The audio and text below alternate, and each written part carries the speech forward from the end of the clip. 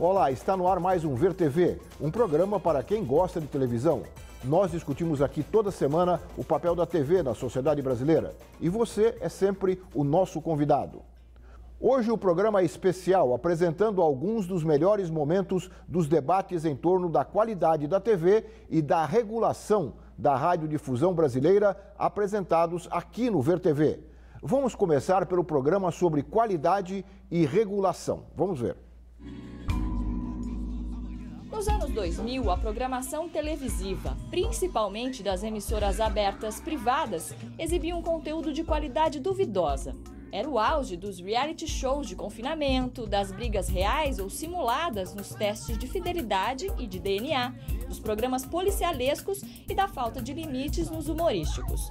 Assuntos tratados pelo Ver TV já nos primeiros programas, em 2006. Começava a ser discutida a qualidade da televisão na própria televisão. As pessoas não conseguem imaginar mais, o brasileiro não consegue mais imaginar a vida sem televisão, né? Nesse sentido, eu acho que nós chegamos num patamar no qual dá para refletir um pouco mais sobre a função, a missão, como é que a gente pode dar um salto em termos de qualidade. Desde então, o tema é debatido no programa por especialistas, críticos, profissionais da comunicação, produtores audiovisuais, professores e pesquisadores, tanto do Brasil... Talvez o que define um programa de qualidade é a adequação do formato com o conteúdo. Quer dizer, não adianta ter só um formato interessante e muito bem produzido e tal, e o conteúdo ser ou eticamente podre ou fraco. E não adianta também, por outro lado, você ter um programa com conteúdo incrível e muito chato, ninguém consegue assistir. Quanto de outros países. Quality does have an intangible character to it, but I think for specific genre, it's often easier to pin down what quality is. So for instance, in our television programs, in drama for instance, we often look for quality being associated with programs that are fresh and original in their approach.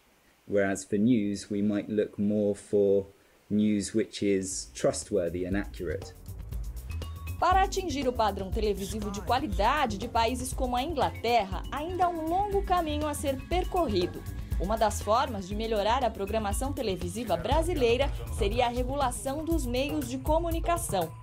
Apesar da Constituição Federal de 1988 ter indicado novos caminhos para a radiodifusão, muitos artigos que tratam do tema ainda não foram regulamentados por lei específica. Todos os que lutam pela democracia no Brasil, vamos continuar insistindo da necessidade de, na linha de mínima e da legalidade, regulamentar os artigos da Constituição que, regulamentados, nos propiciariam uma mídia bem mais democrática. Nos últimos 10 anos, ocorreram muitos avanços na regulação da mídia em vários países da América Latina, como a instituição das leis de meios no Uruguai e na Argentina. Esse debate que a Argentina fez, né? Todo mundo debate isso na rua, etc. e tal. Houve, de fato, uma grande mobilização da sociedade civil para construir a lei, etc. Mas acho que é importante a gente entender nos processos todos na América Latina que é decisivo o papel do Estado para colocar esse debate na rua. Impulsionou, né? Se o governo não aceita fazer esse debate, não leva para o Congresso esse debate, enfim, se isso não vira uma política pública, uma política de Estado, não há mobilização social que consiga enfrentar um monopólio de comunicação em qualquer Estado. No Brasil, entretanto, mesmo com algumas modificações na legislação referentes à TV paga, um marco regulatório dos meios de comunicação ainda não foi estabelecido. Bom, vamos falar de qualidade e regulação. Vamos começar com a qualidade, porque um dos caminhos para melhorar a qualidade, sem dúvida alguma, é a regulação. Gabriela, você que tem estudos aqui no Brasil e na Europa, em Portugal particularmente, sobre a qualidade da TV, como é que a gente pode definir? Nós vimos aqui algumas tentativas de definição do Karl Hamburger, não é? do representante, do diretor da BBC de Londres. Qual é a sua opinião assim, a respeito? Eu acho que a qualidade é um conceito bastante controverso, né? Ainda mais quando a gente escuta alguns argumentos de que a qualidade está relacionada apenas com o gosto da audiência, ou seja, se as pessoas gostam é porque tem qualidade. Eu venho trabalhando com esse tema há muitos anos e realmente é complexo e eu tento sempre me aproximar desse tema de diferentes formas. Eu acho que essa ideia de pensar os gêneros é uma boa ideia. Eu acho que a gente tem que pensar a qualidade no serviço público de um modo diferente do que na televisão comercial, né? No serviço público, quando eu comecei a estudar a qualidade em Portugal, né, da RTP2, eu queria estudar a qualidade dos programas apenas. E eu percebi que isso era impossível. Que para estudar a qualidade dos programas no serviço público de televisão, eu tinha que estudar a legislação, ou seja, a regulação, eu tinha que estudar toda a dinâmica de construção de uma identidade do canal e da programação desse canal, e tinha que estudar também o papel dos profissionais, porque são aqueles que pensam os conteúdos, né? Então não dava só para pensar no programa em si, mas teria que pensar também em quem está produzindo esses programas e, em última instância, pensar também em quem está assistindo, né? Então, são, na verdade, muitas variáveis para a gente discutir a questão da qualidade. É isso que eu trabalho nesse livro que você apresentou. Mas agora eu estou trabalhando lá em Juiz de Fora com o Observatório da Qualidade no Audiovisual e nós estamos trabalhando assim, o primeiro gênero que a gente pegou é o humor na TV. E o que seria humor de qualidade? E está dando muito mais trabalho do que a gente imaginou. Não, vocês foram, acho que, no mais difícil, né? Do meu ponto de vista. Mas a gente gosta das coisas que são difíceis. E a gente está percebendo, assim, a gente está tentando definir o que seria o humor de qualidade. O humor de qualidade é aquele que faz refletir, aquele que não só trabalha com uma risada fácil, que não fica reforçando estereótipos, né? E achar isso na TV brasileira... Que tem autoironia, né? Porque geralmente o humor de baixa qualidade não tem autoironia. Não, é aquele que faz a gente refletir e pensar em algo mais, né? E realmente está sendo muito difícil. A gente está fazendo uma seleção de programas de humor, né, que a gente está chamando de qualidade, e tem poucos, né? Mas então, como que a gente chega nessa definição? O que seria, então, humor de qualidade? É aquele humor que faz refletir, que faz pensar, e é aquele humor que não trabalha com estereótipos, né? Então, a gente pensa nos modos de representação, né, dentro do gênero humorístico, e pensa também na experimentação audiovisual, que foi um pouco aquilo que o Karl Hamburger falou, quer dizer, não adianta só ter um formato interessante sem ter um conteúdo interessante. Sem dúvida. Né? Então, muito bem. Eu queria depois que você aprofundasse um pouquinho isso, queria ouvir, Ivonete, sobre a TV pública, que você trabalhou mais, né? E se a TV pública pode servir como uma referência para a TV de qualidade, como é que você vê isso? Eu concordo com as colocações da Gabriela, só que no meu trabalho, e eu acho que na televisão pública ou na televisão privada, hoje, assim, para a nossa sociedade, quais os valores que são mais vulneráveis? Na minha concepção, falar em qualidade, nós teríamos que falar principalmente em dois aspectos. A questão da regionalização da programação, né? E a questão da diversidade. A diversidade que é exatamente o que ela disse, não reforçar estereótipos, né? Mostrar o Brasil na sua diversidade cultural, geográfica, retratar o Brasil mais próximo daquilo que ele realmente é. Né? Então, assim, quando fala em qualidade, não é falar somente numa boa imagem, no bom uso da tecnologia, né? Não é somente o padrão técnico e estético, né? É falar também no conteúdo, mas no conteúdo hoje, em qualidade no Brasil, para mim, passa por esses dois aspectos. A questão regional, né? Que depois, talvez, na regulamentação a gente possa falar sobre isso, né? Que está em discussão há muito tempo e não há avanços, e a questão da diversidade cultural, social e étnica do país. Bom, você já começou a tocar na questão da regulação, eu queria colocar a Veridiana na conversa, porque o Intervozes tem já tem uma longa trajetória, acho que é maior que a do VerTV, né? Desde seu nascedouro, essa é uma das principais questões. Pois é, né? E como é que você vê essa relação da regulação, a Ivonete começou a falar da regulação com a qualidade? Não, ela é uma simbiose na realidade, né? A qualidade com a regulação. E não só a regulação específica da radiodifusão ou da comunicação social. Então, eu diria assim, né? A primeira questão fundamental de um programa que tenha qualidade é um programa que não viole direitos. E isso é algo bastante comum na televisão brasileira, né? Em programas, inclusive, bastante populares que foram citados aí, que existem desde os anos 2000 e continuam sendo relevantes, como os programas policialescos, né?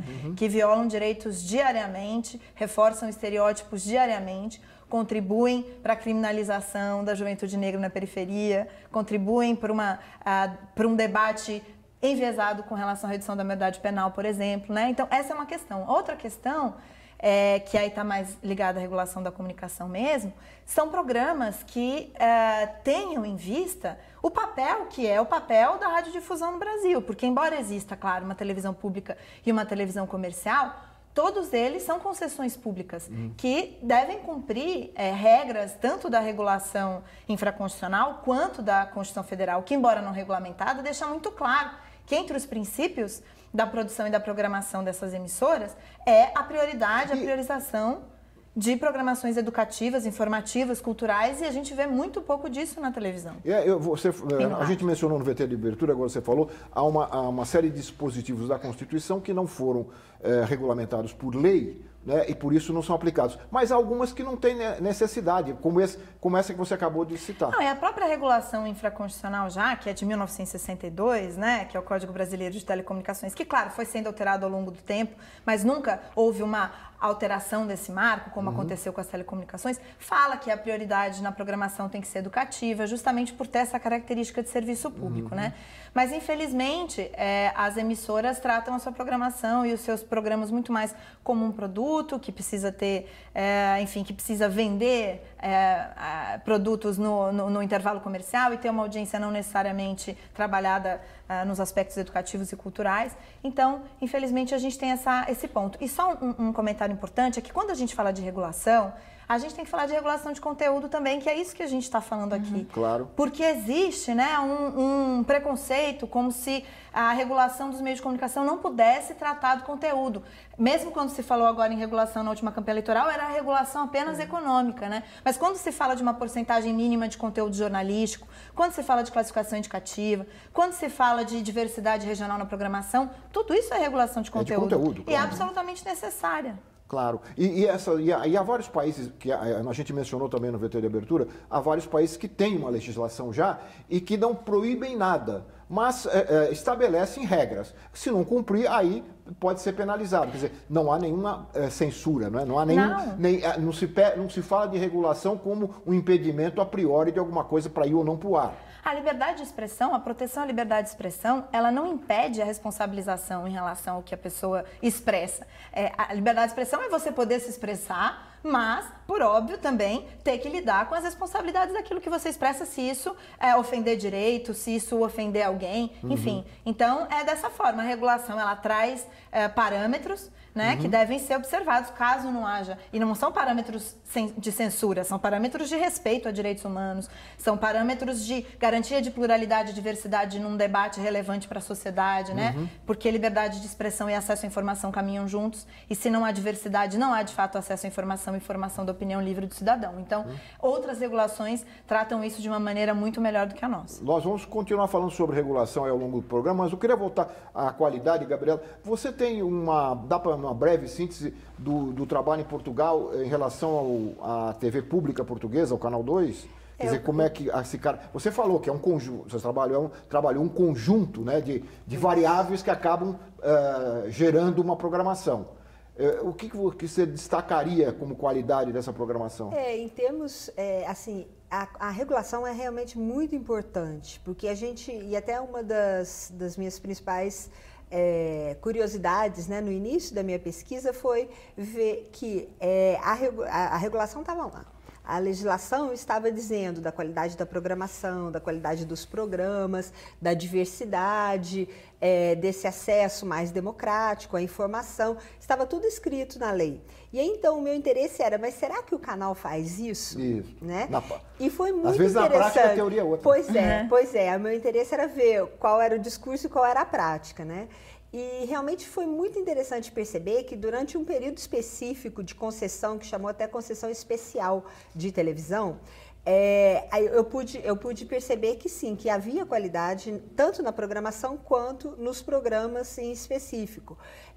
Houve um momento especial, digamos, da TV pública portuguesa, em que, e por isso chamou concessão especial, em que várias entidades da sociedade civil se organizaram e participaram da programação. Então, eles ofereciam conteúdo, eles ofereciam pessoas que estavam preparadas para falar sobre esses conteúdos, e foi muito interessante, porque eles apareciam na TV em vários programas de várias, com temas variados, mas sempre de um ponto de vista muito positivo, porque essas entidades, elas têm um trabalho na sociedade que é um trabalho muito positivo, muito rico, né? Então isso, a televisão deu a conhecer, né? Deu visibilidade a isso.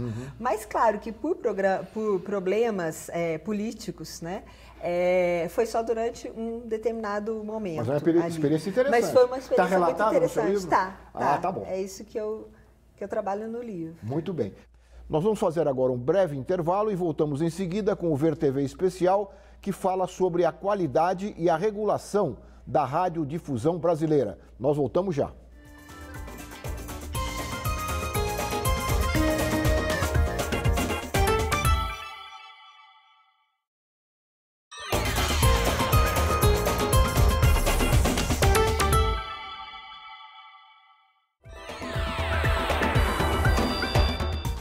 Nós estamos de volta com o Ver TV Especial, que fala sobre a qualidade da TV e a regulação da radiodifusão brasileira.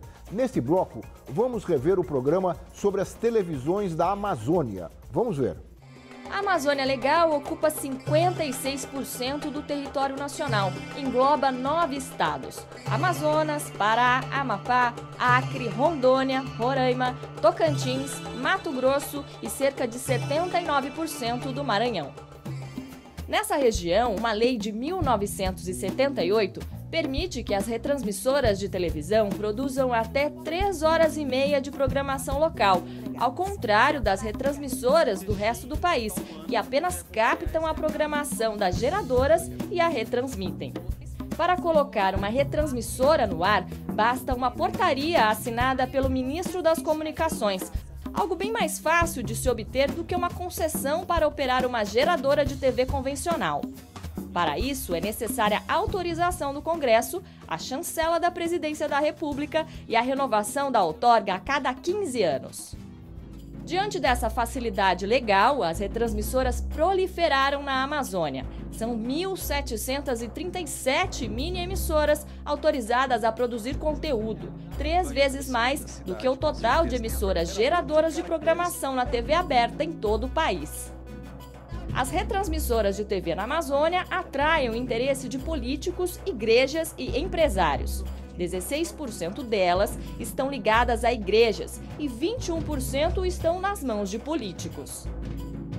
A presença religiosa nas TVs da Amazônia também é grande. Há pelo menos 174 canais católicos e 97 evangélicos na região.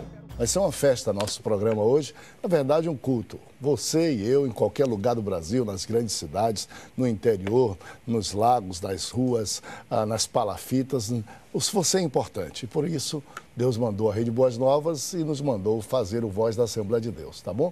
Existem também emissoras que funcionam sem outorgas, mas não podem ser fechadas por causa de brechas legais, sócios com mais de uma concessão de TV na mesma localidade, canais ociosos e outorgas nas mãos de estrangeiros. O mapa cuidadoso dessa situação foi traçado pela jornalista Elvira Lobato depois de uma viagem de 5.000 quilômetros pela região. Esse trabalho está publicado no site da agência pública. A pesquisa foi financiada pela Fundação Ford e pela ONG Artigo 19, com apoio do PEIC, Grupo de Pesquisa em Políticas e Economia da Informação, da Faculdade de Comunicação da Universidade Federal do Rio de Janeiro. Bom, Elvira, primeiro como surgiu essa ideia e como surgiu essa descoberta, porque na verdade você descobriu o problema e foi lá mostrar como ele opera, como ele se dá na realidade da nossa Amazônia. Pois é o seguinte, durante 13 anos eu acompanhei telecomunicações e radiodifusão pela Folha de São Paulo. Então eu sabia da existência dessa situação na Amazônia. Eu sabia que ali havia um tratamento diferenciado, que já existiu também no passado em relação às educativas. Como não havia nenhum estudo disponível, eu tinha uma vontade grande de pesquisar esse assunto. E é uma pesquisa que teria que ser feita de maneira independente, porque os jornais não dispõem de tempo, um repórter de jornal não dispõe de tempo para um trabalho dessa envergadura. Mas eu alimentava esse desejo de um dia estudar isso em profundidade. Como eu te falei, não tinha nenhuma informação, nenhuma avaliação, nenhum estudo pré-existente sobre isso. Foi nós dissemos aqui no Bilheteria de Abertura que isto é uma lei de 1978, né, que permitiu essa brecha para que essas retransmissoras pudessem gerar programas lá na Amazônia, né? Isso vem de 78 para cá, nada se fez, né, em termos de mexer na legislação ou de verificar como isso está sendo operado, e aí a coisa foi proliferando, é isso?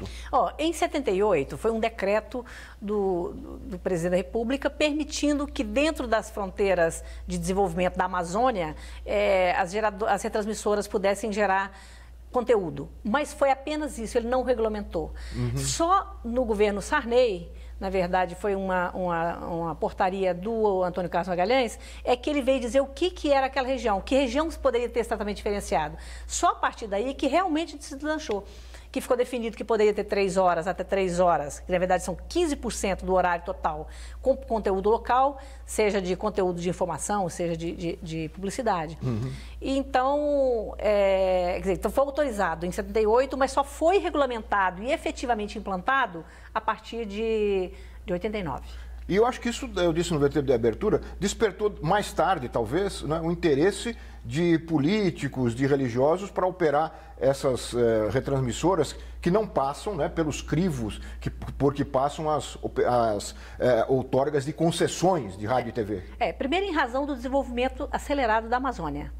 E essas retransmissoras, elas são fundamentais não só no interior dos estados, como nas capitais, em razão da pouca disponibilidade de concessões de TV.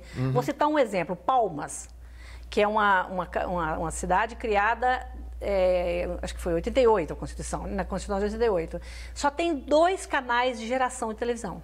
Um que hoje pertence à afiliada, ao Grupo Anhanguera, afiliado do Globo, e o outro que é a TV Educativa do Governo do Estado. Todas as outras demais redes de televisão não estão lá. Estão lá, geram conteúdo local com licença de retransmissoras. Então, por isso que essa retransmissora especial da Amazônia, ela é tão importante. Ela é importante no interior e também nas capitais. O governo disponibilizou muito pouca, tem dado muito pouca concessão de televisão. Há uma carência de concessões de TV. E as retransmissoras da Amazônia se desenvolveram... Acabam fazendo esse papel. Fazem esse papel.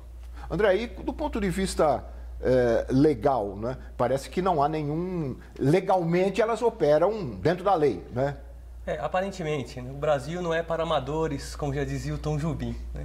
Então, o que sempre e o que me chamou a atenção, lendo a matéria da jornalista, são as violações, né?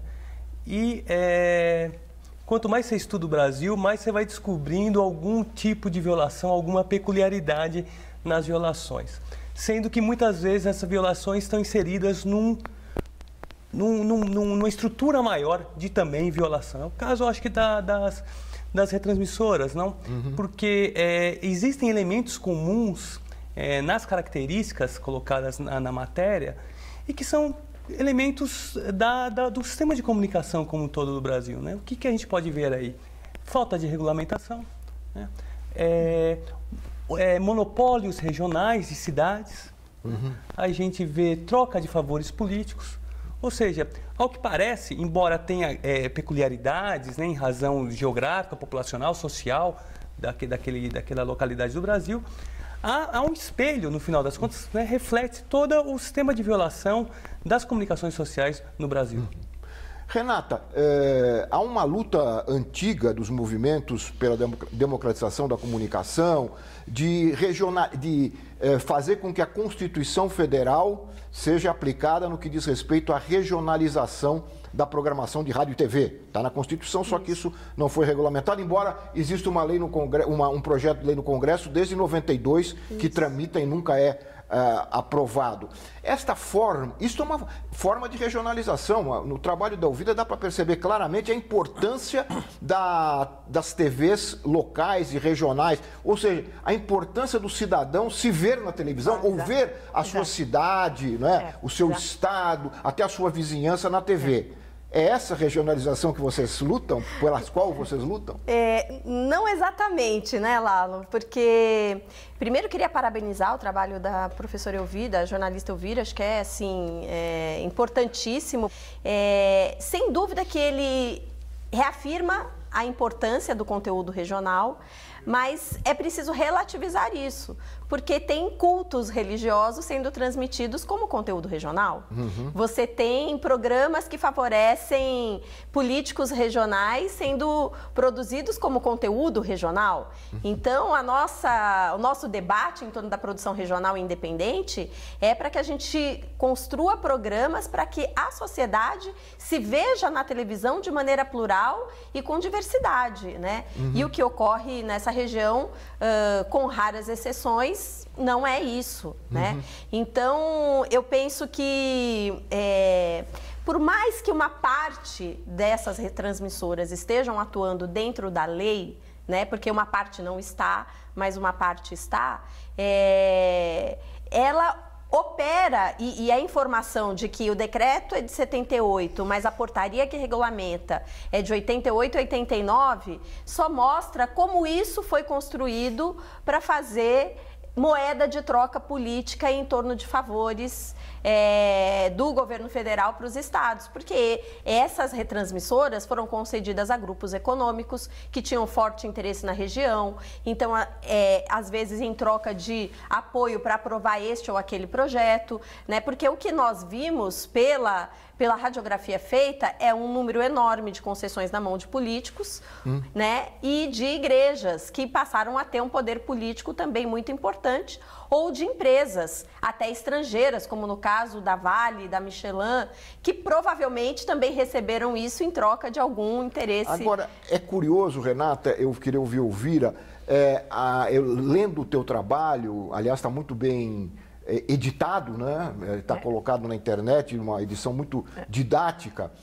Lendo o trabalho, a gente percebe, eu queria ver se você concorda com isso, uma certa naturalização desses processos, né? As pessoas falam em programa religioso, em programa do fulano que é líder político local, com uma naturalidade, como se isso não fosse um serviço público, né? Como se fosse aquilo ali, como se fosse uma propriedade particular de um de outro que usa segundo os seus interesses.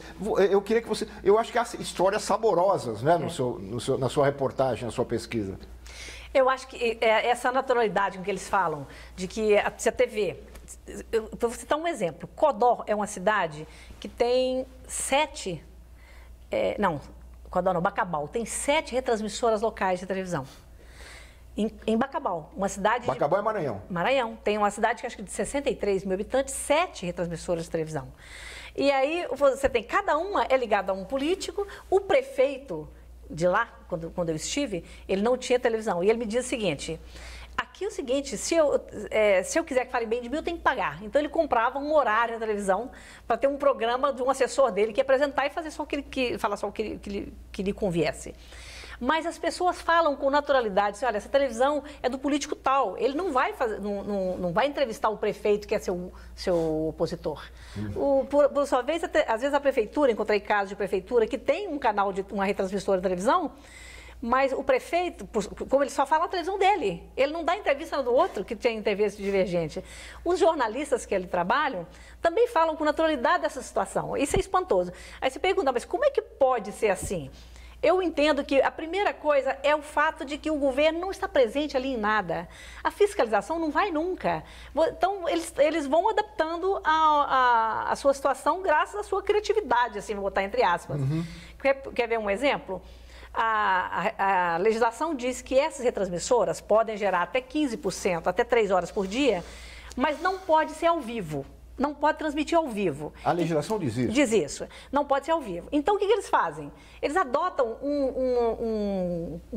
eu acho que é um programa de computador que dá um delay de, às vezes, 30 segundos.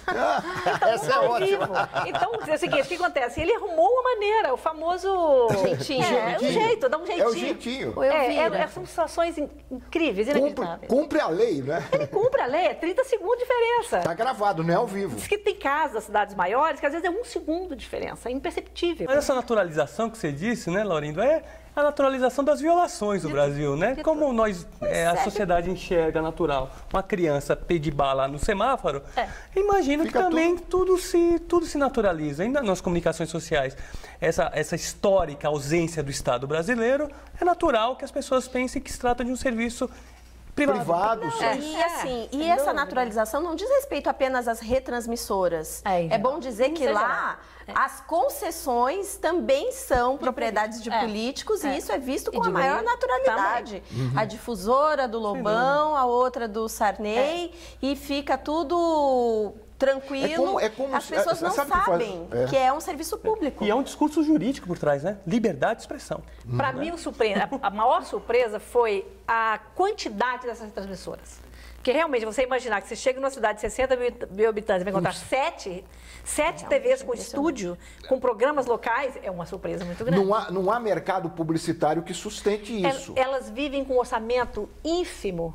Eu encontrei emissoras que sobrevivem com orçamento de 15 mil, com receita de 15 mil por mês. Por mês, de 10 mil eu encontrei. Eu encontrei uma situação inacreditável e saborosa, assim, pelo surpreendente que é. Foi em Conceição do Araguaia, um canal de televisão, que era a outorga da prefeitura. Aí a prefeitura não toca esses canais, grande parte dos canais que foram dados à prefeitura estão ociosos, então elas fazem contratos de mútuo e delegam o poder de explorar a outro. Então, em Conceição do Araguaia, existe um canal chamado... eu até esqueci o nome da televisão dele aqui agora. Mas ele não tinha dinheiro para ter estúdio nem nada. Então, a televisão dele, ele grava nas ruas. Ele criou um jeito que ele grava na praça, ele grava em frente à igreja, ele grava... põe no ar. Então, tem quantidade de canais no ar que é incrível, incrível. E tem outra coisa muito curiosa. Esse sistema que eu vi lá funciona com todas as redes, exceto a Globo. Pequena televisão. Porque no sistema de negócio da Globo, ela não admite não ter controle sobre quem é que está operando o sinal dela, não se pode cortar o sinal dela. Nas outras você vê. Então, o que acontece? Você chega numa cidadezinha, o horário nobre dessa programação, dessa TV local, é o horário do almoço. É um horário que vai de 11 da manhã até as 2 da tarde. E nesse horário, que é o horário nobre, a Globo perde em audiência. Perde audiência porque ela não tem um conteúdo local. E a pessoa quer se ver lá, não é aquilo que eu disse? A pessoa quer se ver, é o que você falou. Nós vamos fazer mais um rápido intervalo e voltamos em seguida com o Ver TV especial que fala sobre a regulação e a qualidade da televisão brasileira. Nós voltamos já.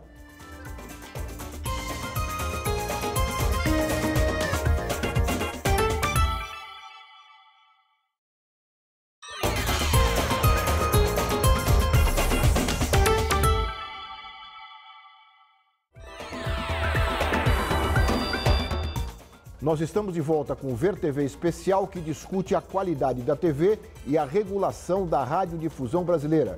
Neste último bloco, vamos rever o programa que discutiu o aluguel do espectro eletromagnético da radiodifusão.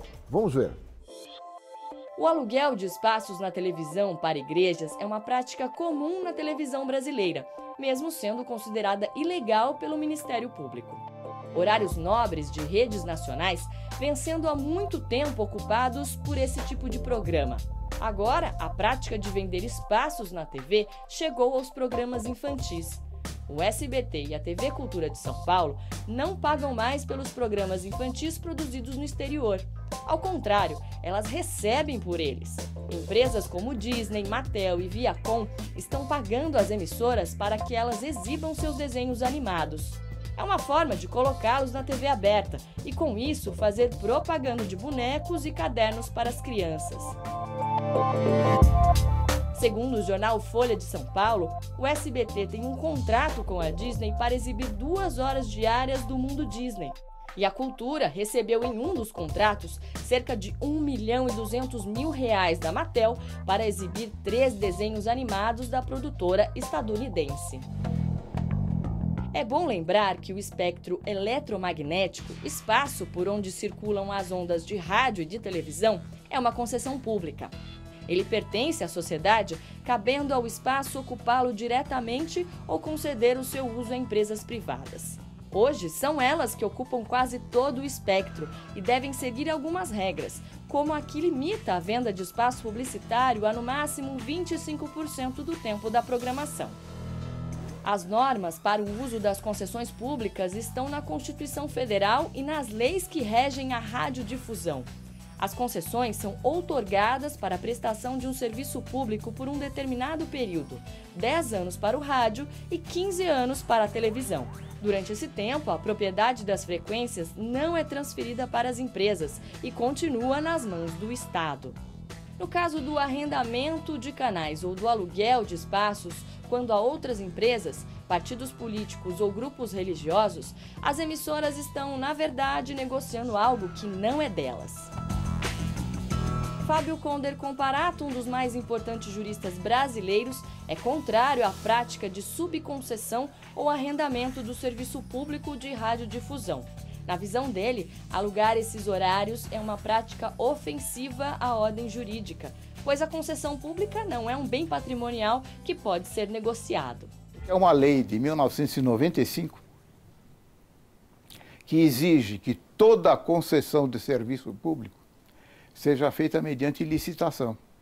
E mais, só pode haver subconcessão de serviço público quando no contrato original há uma previsão para tanto e mediante autorização expressa do poder público. Ora, quem faz arrendamento está, na verdade, fazendo uma subconcessão.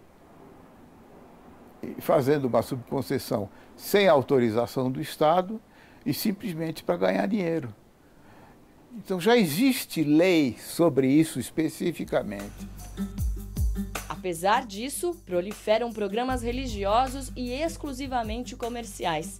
O Polishop, por exemplo, conta com diversos espaços de programas locados em outros canais abertos, como Rede TV, Band, Mix TV, Esporte Interativo, Rede Vida, Rede Gazeta, Rede Aparecida, Rede Brasil e Record News. 120 horas por dia na televisão. Aliás, em qualquer momento do dia, você dando uma zapeada em diversos canais de televisão, canais a cabo, canais abertos, você encontra a Polishop.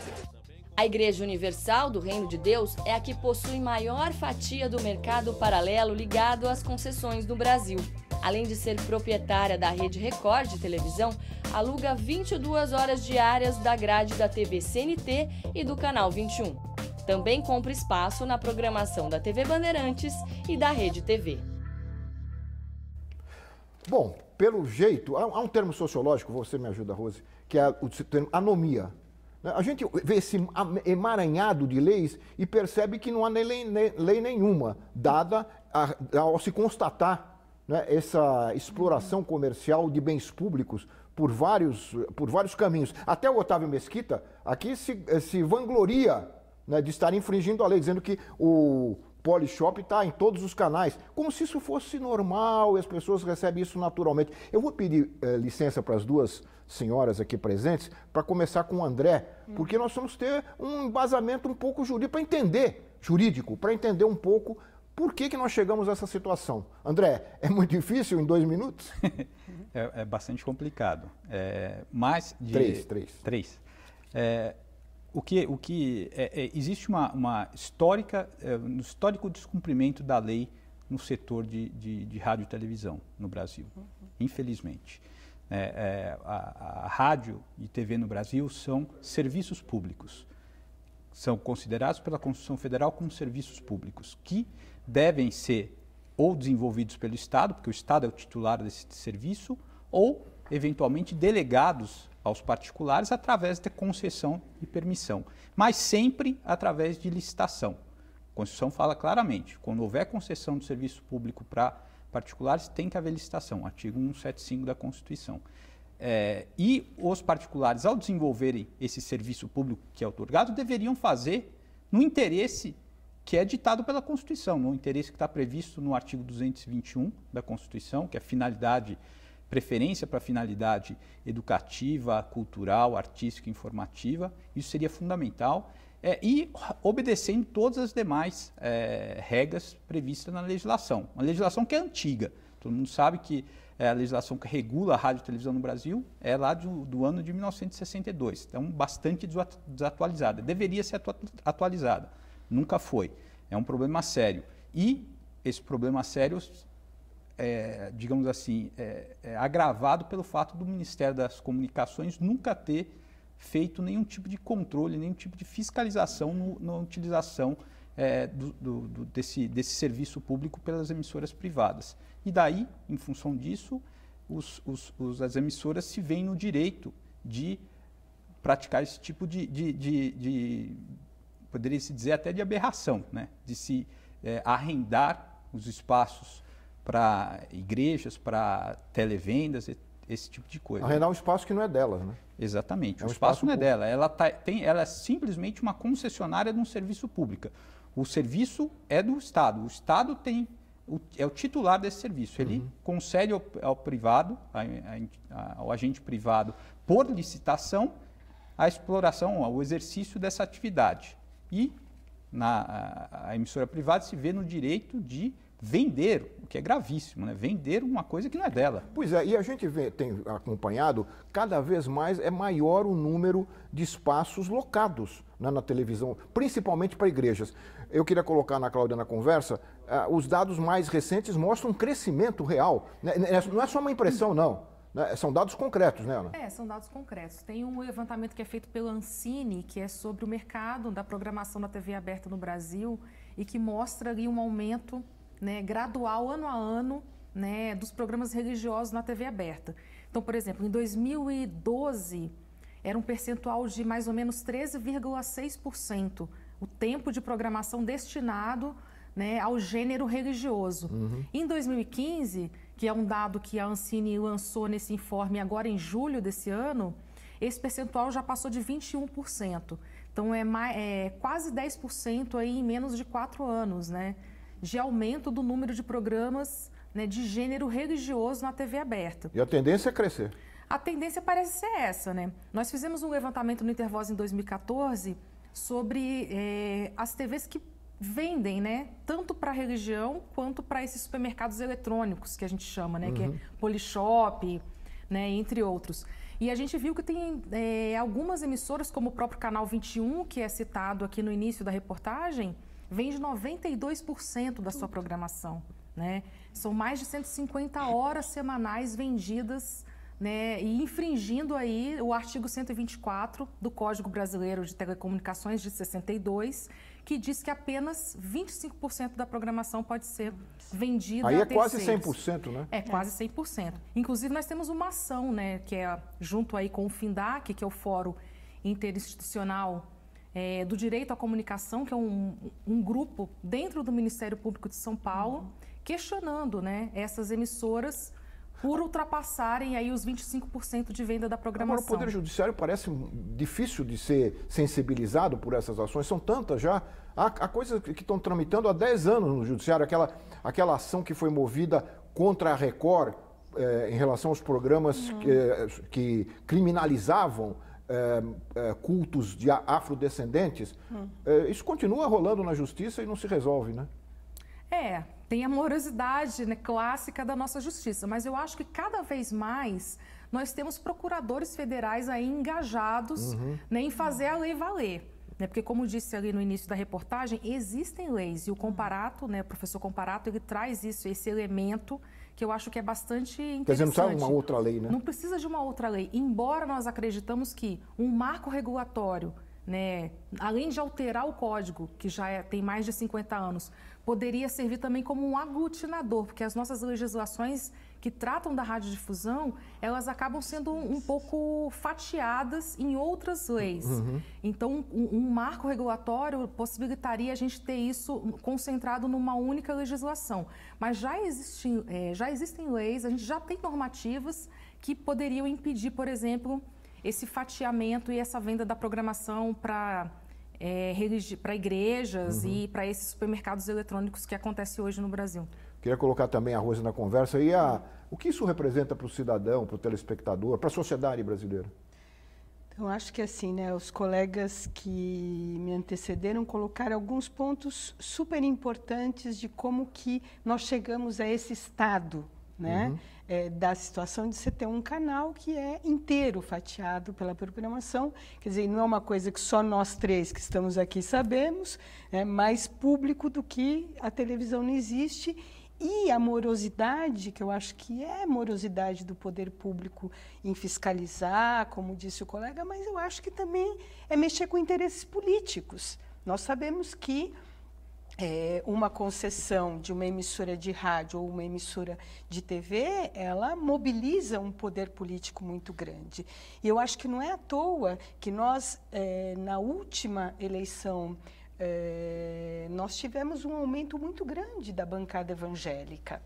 Esse crescimento não se deve só, evidentemente, à presença na TV, mas é evidente que essa visibilidade na TV contribui muito para que vários desses candidatos, né, tenham essa visibilidade que alavanque, né, um cargo público, né, seja deputado, prefeito ou qualquer outra situação.